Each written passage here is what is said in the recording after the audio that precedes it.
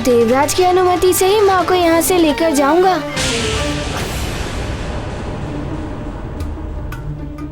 मुझे तुमसे सहानुभूति है बालक, किंतु इस बात का ज्ञात है कि देवराज अंजना को यहाँ से जाने की अनुमति कभी नहीं देंगे,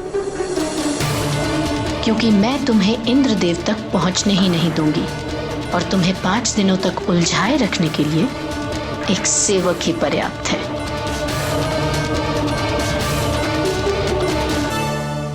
अरे मौसी जी,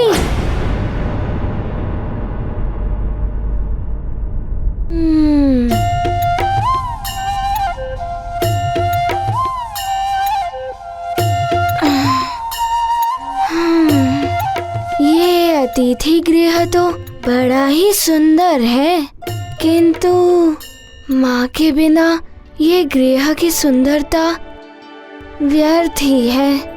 माँ दर्शन का मिलानंद, पुलकित है हनुमत का मन।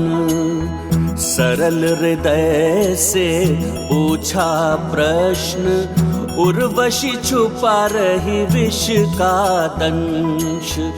बाल हृदय ये जान न पाया, मित्र भेष में शत्रु आया। छल कपट का नहीं कोई ज्ञान, निश्चल अबोध है हनुमान।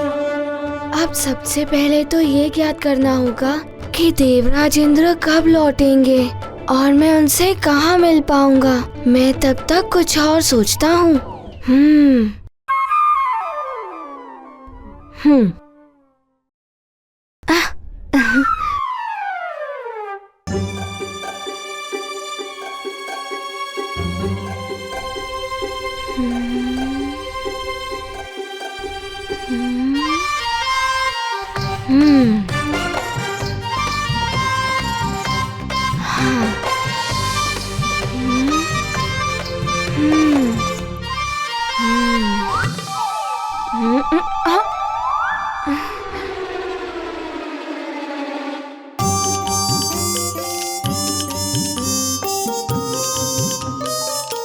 आप कौन है? मैं सेवक हूँ। मैं आपको स्वर्ग का भ्रमण कराने के लिए आया हूँ। किंतु मैं यहाँ भ्रमण करने नहीं, माँ को लेने आया हूँ। क्या आप बता सकते हैं देवराज इंद्र कब लौटेंगे और मेरी उनसे कहाँ पर भेंट हो सकती है? मैं तो सेवक हूँ, कौन कहाँ आ जा रहा है इस बात की सूचना मुझे तो नहीं मिलती। किंतु यदि आप हमारे साथ स्वर्ग भ्रमण के लिए चलें तो हो सकता है कि कहीं आपकी देवराज के साथ भेंट हो जाए। हाँ, ये हो सकता है। कदाचित इसी प्रकार देवराज से कहीं भेंट हो जाए या उनकी कोई सूचना मिल जाए। क्या सोच रहे हैं? चलेंगे हमारे साथ? हाँ, चलिए। किंतु पहले आप मुझे उसी स्थान पर ले चलिएगा जिस स्थान पर देवराज से मिलने की अधिक संभावना हो। उचित है, आइए।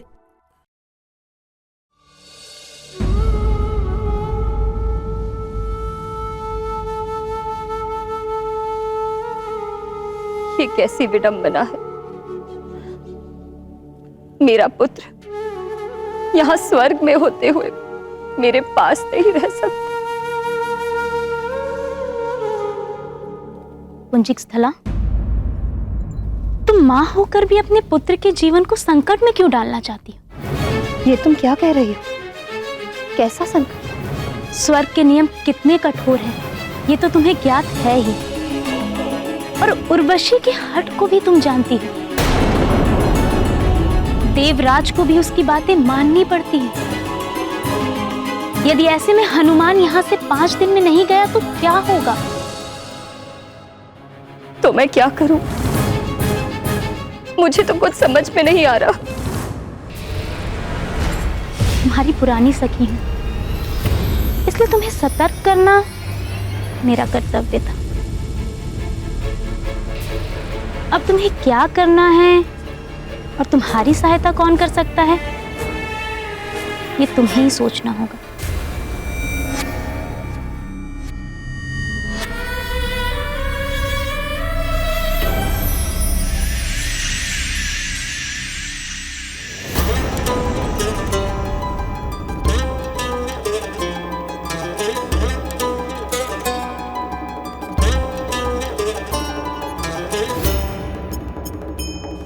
हनुमान मुझे साथ लेकर जाने की अपनी हट नहीं छोड़ेगा। कहीं ऐसे में पुनः इंद्रदेव से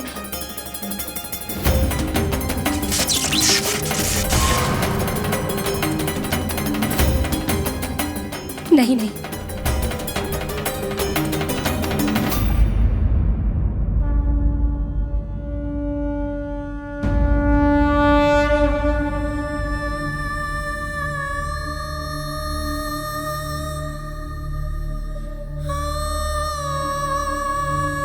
हे महादेव, इस अभागिन मां पर दया कीजिए। मेरे पुत्र पर कोई संकट न आने पाए। अब आप ही कोई उचित समाधान बताइए प्रभु।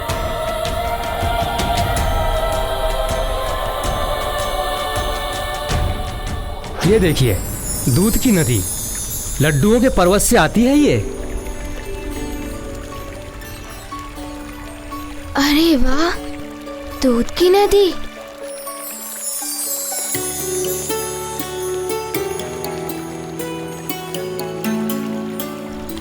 अरे वाह, और लड्डुओं का पहाड़।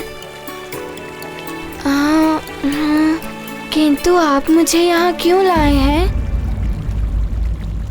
अच्छा, देवराज यहाँ प्रतिदिन लड्डू खाने और दूध पीने आते हैं। स्वर्ग में किसी को भूख और प्यास नहीं लगती, किंतु यदि आप चाहें तो आप लड्डू खा सकते हैं, दूध पी सकते हैं।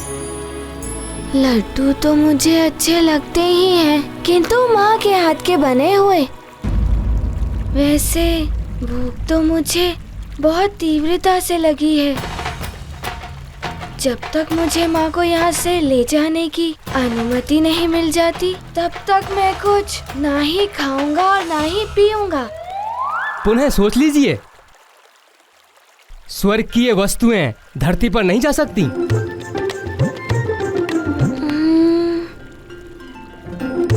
अच्छा चलिए, मैं आपको और वस्तुएं दिखाता हूँ।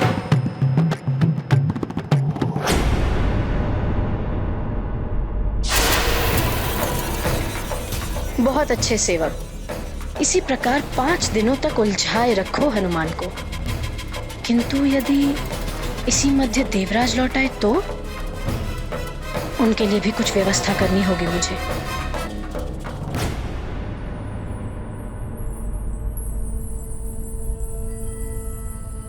प्रणाम युवराज जयंत।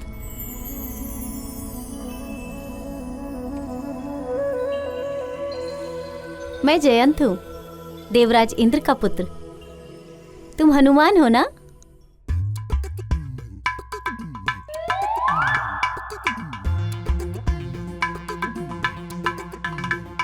अरे वाह हनुमान, तुम्हारी पूंछ तो बहुत ही सुंदर है। जयंत भैया, ये मेरी सखा है।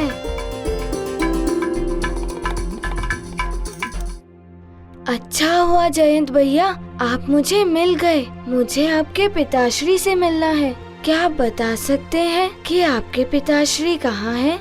पिताश्री से भी भेंट कर लेना, लेकिन अभी तो तुम्हें माताश्री ढूंढ रही हैं। माँ, मैं अपनी माँ से मिल सकता हूँ? मैं अपनी माता की बात कर रहा हूँ। मेरी माँ तुम्हें ढूंढ रही है। चल रहे हो ना मेरे माँ के पास?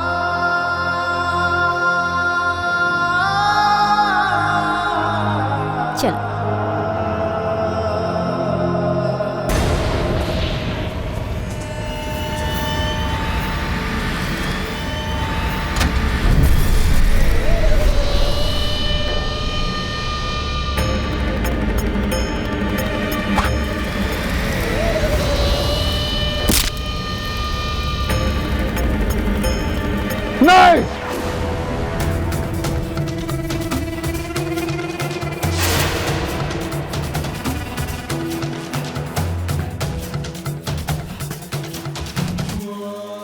मेरी मृत्यु का बाण। प्रणाम रानी माँ। आयुष्मान भव। आओ पुत्र हनुमान, देखो हमने तुम्हारे लिए विशेष प्रकार के व्यंजन बनवाए हैं।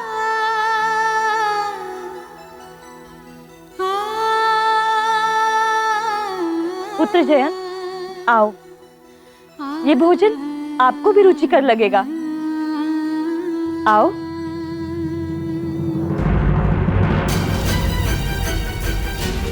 ये क्या है माँ?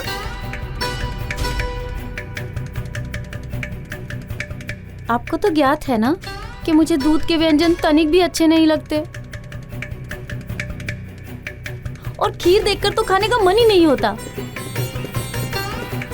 फिर ये सब क्यों माँ? ऐसा नहीं कहते पुत्र, खाकर तो देखो, तुम्हें अच्छा लगेगा। और ये सारा भोजन मैंने स्वयं अपने हाथों से बनाया है। तो पूछ लिया होता एक बार कि मैं क्या खाऊंगा। आप रहने ही दीजिए, मुझे जो अच्छा लगेगा मैं स्वयं ही ले लूंगा। जाइए, मेरी पसंद का भोजन ले आइए। जी युवराज।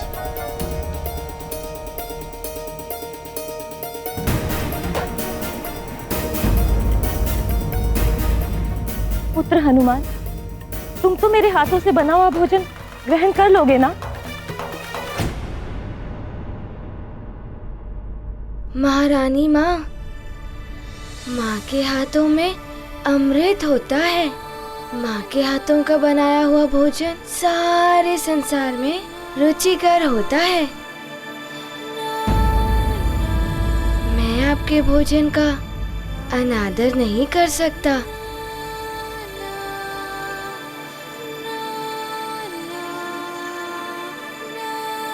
किंतु मैं क्षमा प्रार्थी हूँ, आपसे कुछ निवेदन करना चाहता हूँ महारानी माँ। परंतु क्या तुम भी? नहीं, मुझे क्षमा कर दीजिए, मैं भोजन ग्रहण नहीं कर सकता।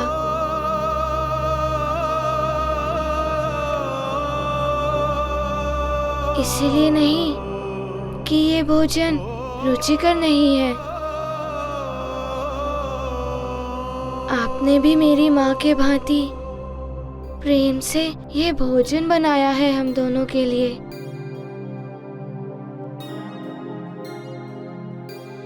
किंतु जब तक मेरी माँ मुक्त नहीं हो जाती, तब तक आप ही सोचिए, मैं उनका पुत्र भोजन कैसे ग्रहण कर सकता हूँ।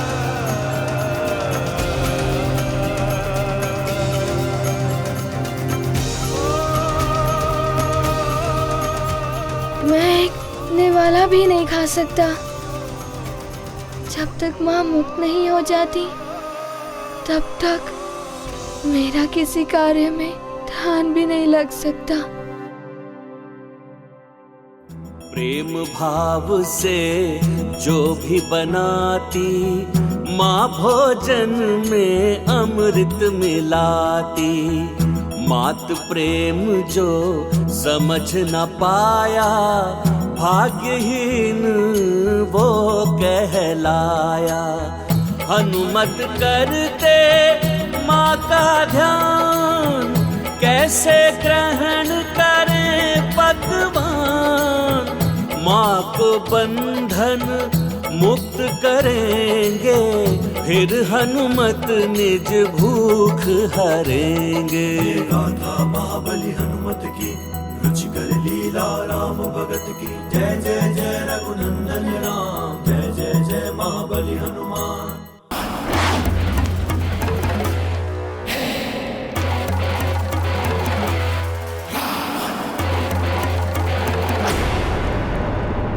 योगिनी, मैंने फिर से वही स्वप्न देखा,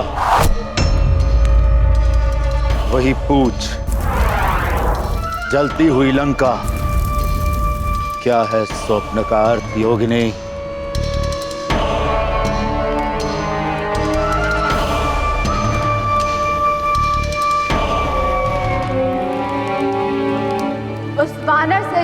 है नर, है संबंध कोई निकट का। सावधान हो जाओ दशानन, संगम इनका बड़े निकट का। दशानन, नर और वानर संकट है आपके लिए। वो वानर तो स्वर्ग गया है अपनी माँ को लेने, किंतु वो नर अभी भी पृथ्वी पर किसी अज्ञात स्थान पर पल रहा है। तो उस वानर के स्वर्ग के लौटने के पूर्व ही मैं अपने सर्वश्रेष्ठ गुप्तचरों के द्वारा उस नर रूपी नारायण का पता लगाकर उसे समाप्त कर दूंगा, मिटा दूंगा उसे।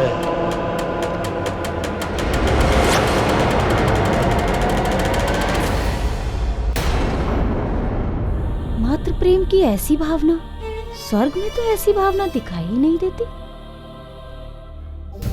माँ, आपके बनाए हुए भोजन का अनादर करके मैंने बड़ी ही भूल की है। मुझे क्षमा कर दीजिए। नहीं पुत्र,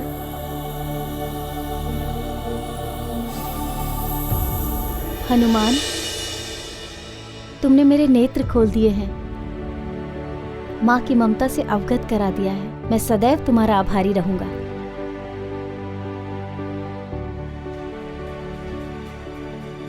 तुम्हारे जैसे पुत्र की कामना तो हर माँ करती है हनुमान।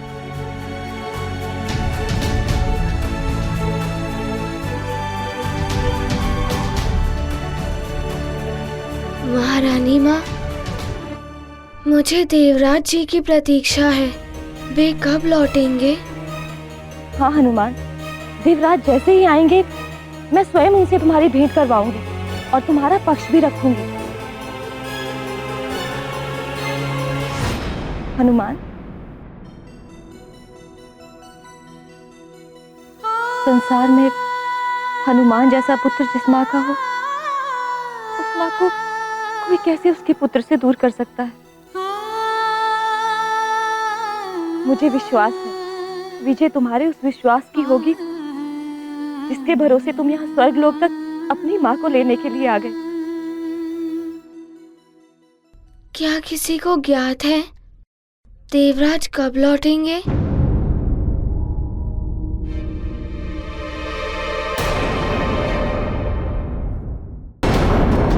क्या बात है उर्वशी, आज बड़ा सच सवर रही हो।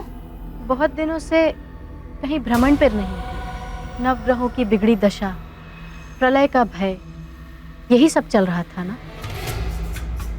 आज मन हुआ कि कहीं निकला जाए। अच्छा, अकेले ही या?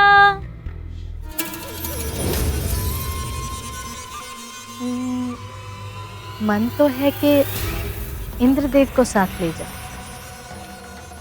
किंतु वो है कहाँ? स्वर्ग में तो है नहीं। किंतु आएंगे तो यहीं ना, इसीलिए मैं पहले से ही सज्जित होकर बैठी।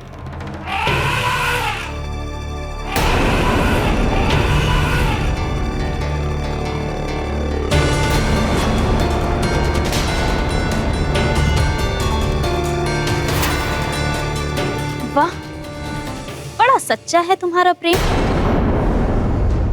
उन्हें स्मरण किया और वो आ गए। कहीं ऐरावत की चिंगाड़ हनुमान के कानों तक ना पहुंच गई हो।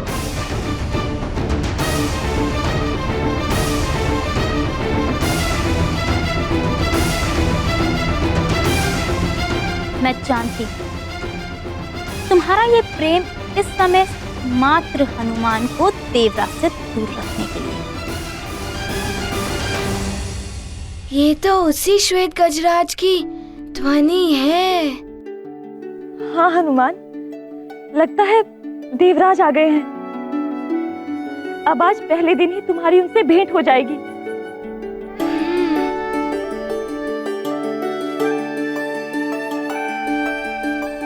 माँ,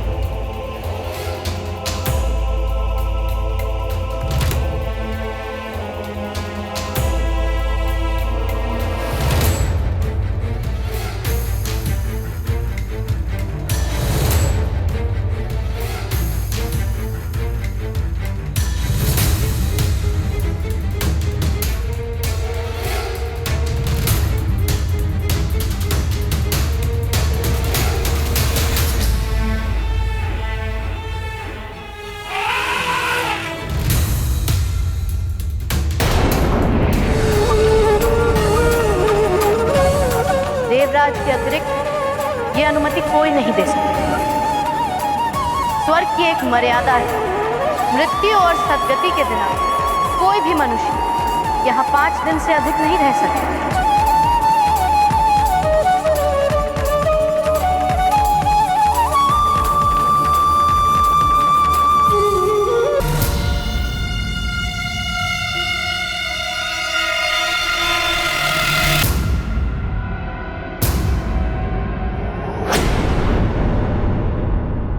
मुझे शीघ्र ही मुख्य द्वार पर पहुंचना होगा, अन्यथा देवराज जी कहीं और चले गए तो।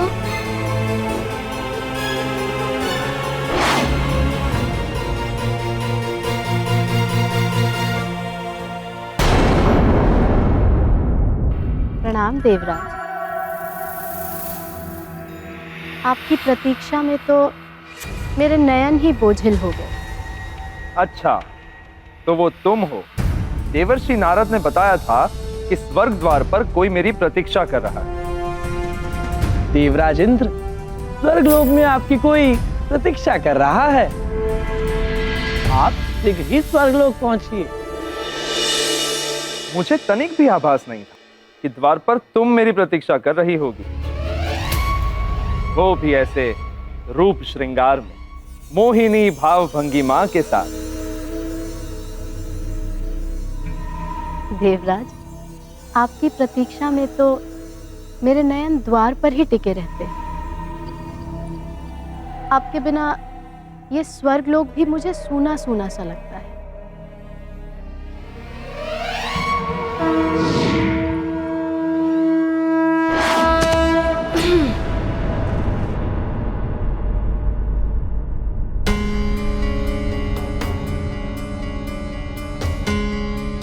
यहाँ तो देवराज दिखाई ही नहीं दे रहे हैं।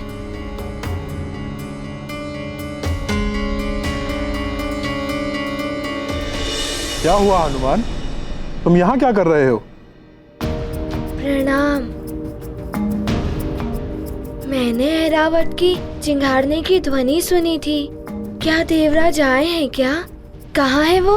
हाँ, देवराज आए होंगे, किंतु वो इस द्वार से नहीं आते। ये मुख्य द्वार तो केवल बाहर के आने जाने वालों के लिए। शीघ्र बताइए, वो कौन से द्वार से आए होंगे? स्वर्ग में अनेक द्वार हैं। वैसे तो देवराज अधिकांशतः बाएं तरफ वाले दिव्य द्वार से ही आते हैं, किंतु कभी कभी वो वर्धमान द्वार से भी आते हैं, जो कि स्वर्ग के दूसरी ओर स्थित है। तो ठीक है, मैं एक एक करके दोनों द्वारों को देख लेता हूँ। प्रणाम।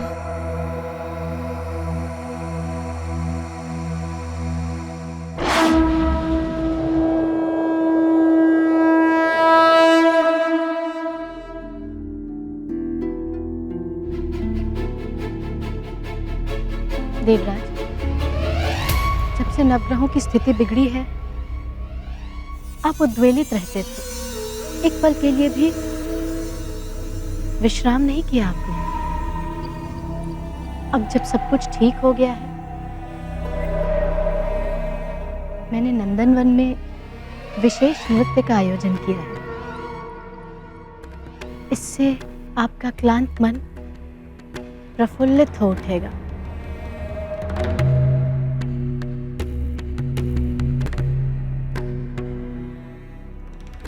बहुत ध्यान रखती हो ना मेरा। तुम्हारा नृत्य तन मन की शिथिलता दूर करके नई स्फूर्ति भर देता है।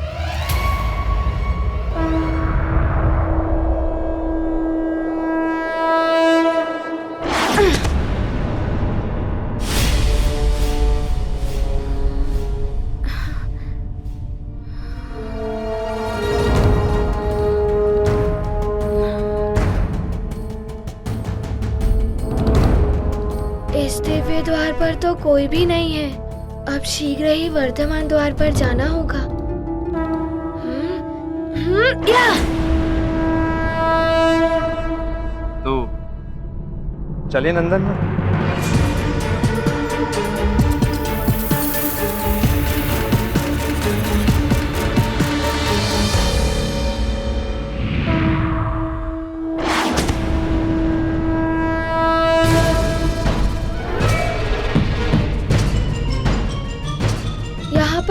कोई नहीं है। कहीं ऐसा तो नहीं मेरे आने से पूर्व वो कहीं और चले गए? कुछ समझ नहीं आ रहा है कि मैं क्या करूं।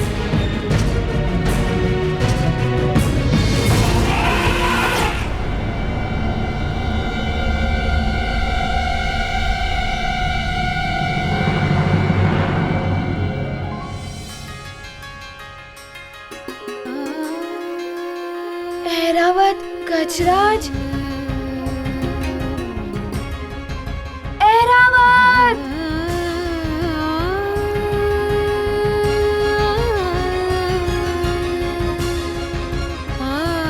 ऐरावत मेरे मित्र, तुमने मुझे पहचान लिया?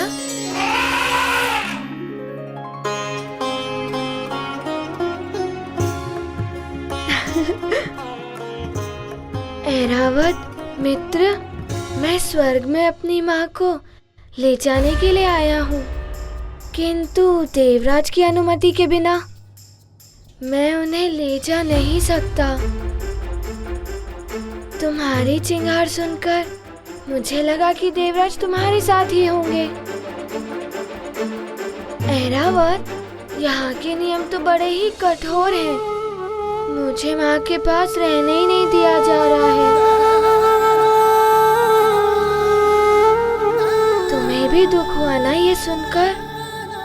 किंतु तुम चिंता मत करो, मुझे कितनी भी प्रतीक्षा क्यों ना करनी पड़े, मैं देवराज से अनुमति लेकर माँ को यहाँ से ले ही जाऊंगा। किंतु गजराज, क्या तुम मुझे देवराज के पास ले जा सकते हो?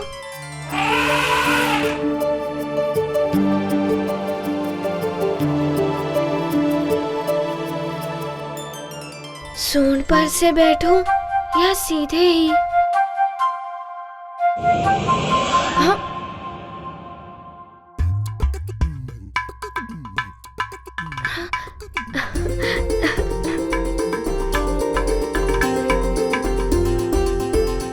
धन्यवाद मित्र ऐरावत।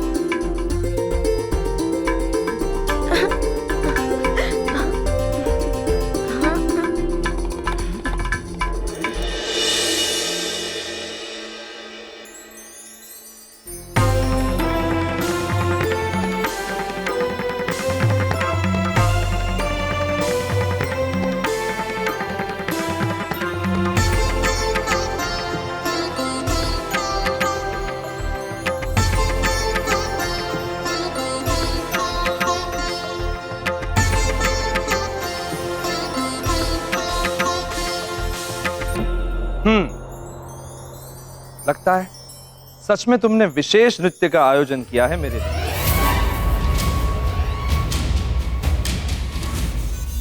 विराजिए।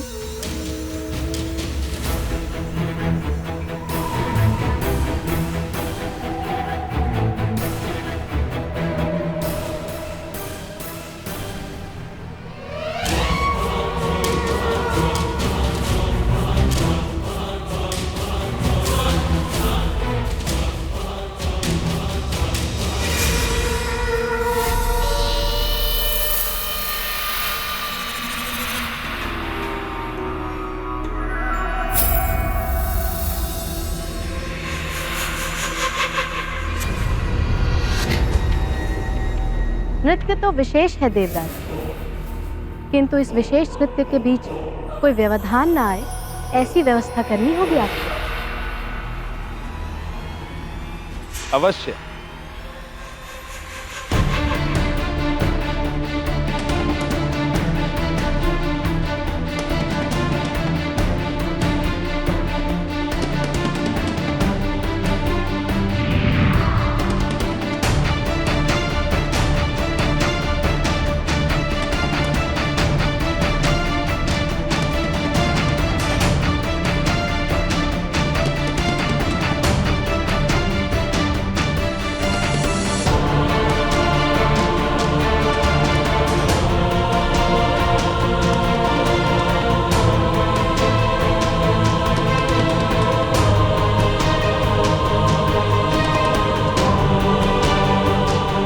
उर्वशी, जो तुमने चाहा हमने कर दिया।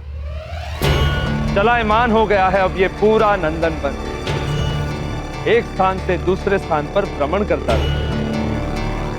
अब हमारे मनोरंजन में कोई भी बाधा नहीं बन सकती। किंतु देवराज, यदि किसी को ज्ञात हो गया कि हम कहाँ हैं और वो विघ्न डालने आ गया तो? अब ये कोई नहीं जान सकता उर्वशी। मात्र मेरे सिंहासन पर बैठकर ये ज्ञात हो सकता है कि इस समय नंदनवन कहाँ है। और मेरे सिंहासन पर तो केवल मैं ही बैठ सकता हूं, स्वयं देवराज इंद्र, जो इस समय तुम्हारे समक्ष। उर्वशी, शीघ्र ही अपना नृत्य आरंभ करो।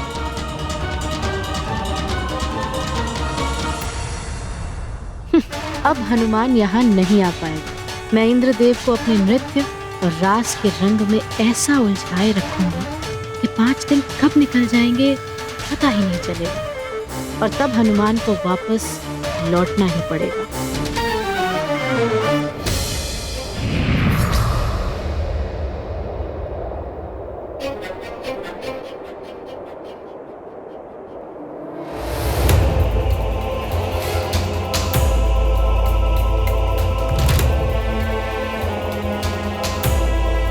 सूर्यदेव तो अस्ताचल की ओर जा रहे हैं और चंद्रदेव तो उदय होने को हैं।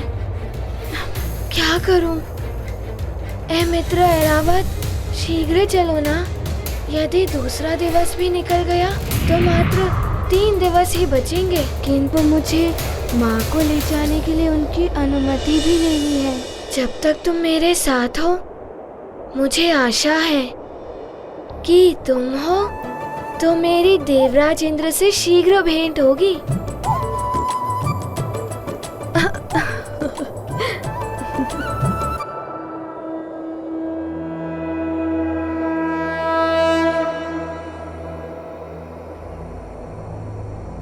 ऐरावत, तुम्हें पूरा विश्वास है कि देवराज इसी ओर आते हैं?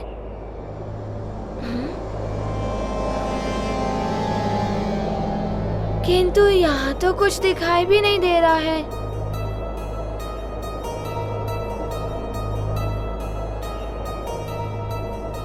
यदि हम इसी तरह ढूंढते रहेंगे तो आज का दिवस भी व्यर्थ चला जाएगा। पूरे 5 दिवस थे, इसमें से 2 दिवस तो व्यर्थ ही हो गए।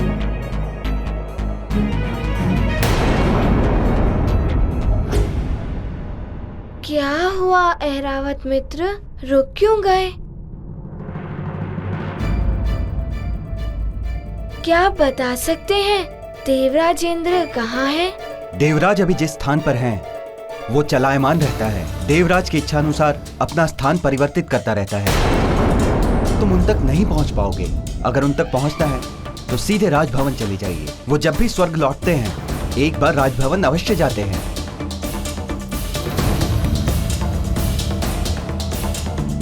मित्र ऐरावत, यही उचित होगा। यहाँ वहाँ भटकने से तो अच्छा है कि हम सीधे राजभवन ही चलते हैं।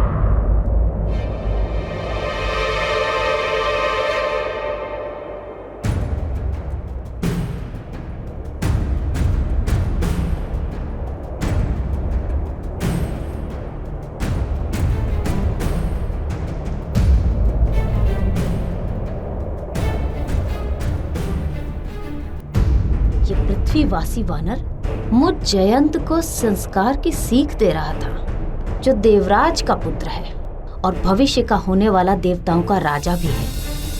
अब इसे अच्छी तरह से सीख मैं देता हूँ।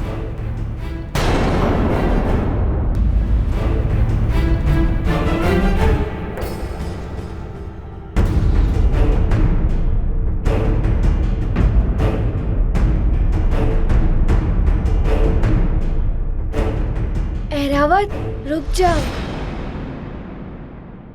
जयंत भैया, देवराज जी आए हैं क्या?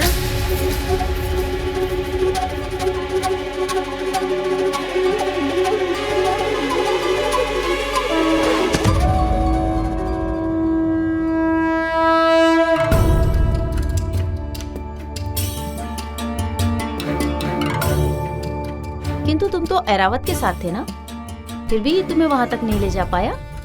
ऐरावत ने प्रयास तो किया, किंतु देवराज जहाँ थे वहाँ के रक्षक ने कहा कि देवराज जहाँ है वो स्थान चलायमान है, वो बदलता ही रहता है। पिताश्री के बारे में जानना है ना तुम्हें? मैं जानता हूँ उनके बारे में कैसे ज्ञात किया जा सकता है। सत्य? तो बताइए ना, उनके बारे में कैसे ज्ञात किया जा सकता है? पिताश्री के सिंहासन पर बैठकर, उस पर बैठकर तुम सारे संसार को देख सकते हो। जिसकी इच्छा करोगे वो तुम्हारे नेत्रों के समक्ष होगा। पिताश्री भी उसी सिंहासन पर बैठकर सारे संसार का अवलोकन करते हैं। अरे वाह, तो चलिए हम अभी उनके बारे में ज्ञात कर लेते हैं। हाँ, चलो।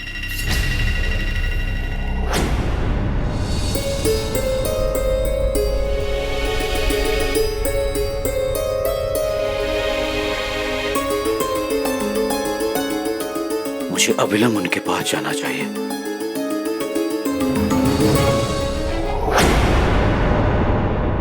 अंजना, आप एकाएक कहाँ जा रहे हैं? मैं मतंग ऋषि के पास जा रहा हूँ। वो त्रिकालदर्शी हैं। वही बता सकते हैं कि हनुमान को आने में इतना विलंब क्यों हुआ।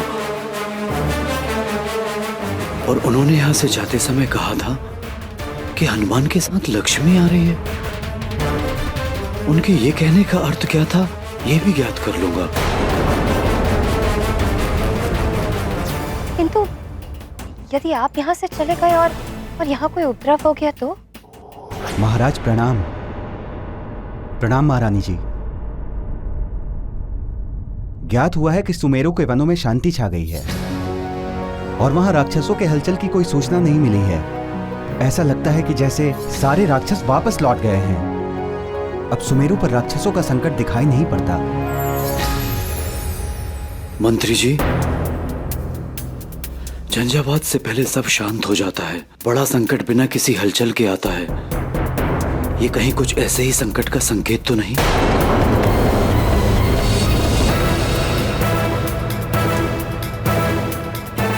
जो भी हो, मेरे समस्त प्रश्नों का उत्तर मतंग ऋषि ही दे सकते हैं। मुझे बिना किसी विलंब उनसे मिलने जाना ही होगा।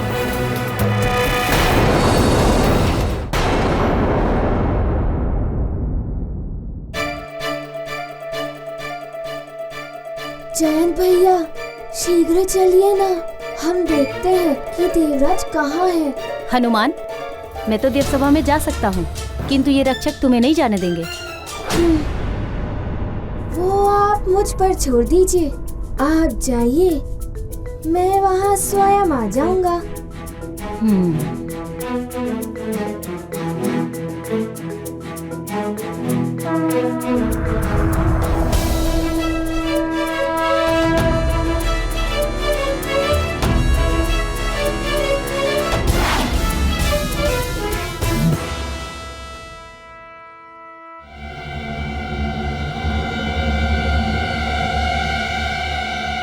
ये हनुमान तो आया ही नहीं। अरे जयंत भैया, मैं यहाँ हूँ। हाँ? अरे यहाँ, सिंहासन के समीप।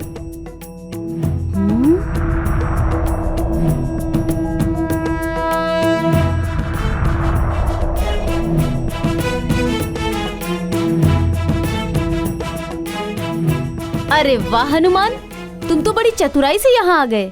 सचमुच बड़े अद्भुत हो तुम। अद्भुत तो ये सिंहासन है। देख क्या रहे हो हनुमान, शीघ्र बैठ जाओ। तुम्हें एक पल में ज्ञात हो जाएगा कि पिताश्री कहाँ हैं।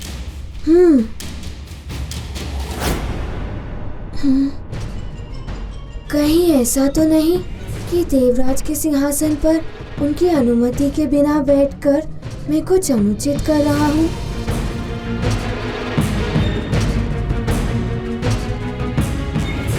किस सोच विचार में पड़ गए हनुमान? जो भी करना है शीघ्र करो, अन्यथा आज तुम्हारा दूसरा दिन भी व्यर्थ चला जाएगा।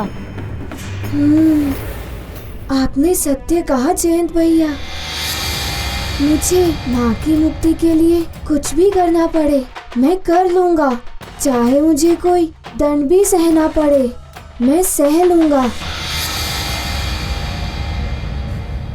तो शीघ्र बैठ जाओ सिंहासन पर और जान लो कि पिताश्री कहाँ हैं। संकट मोचन महाबली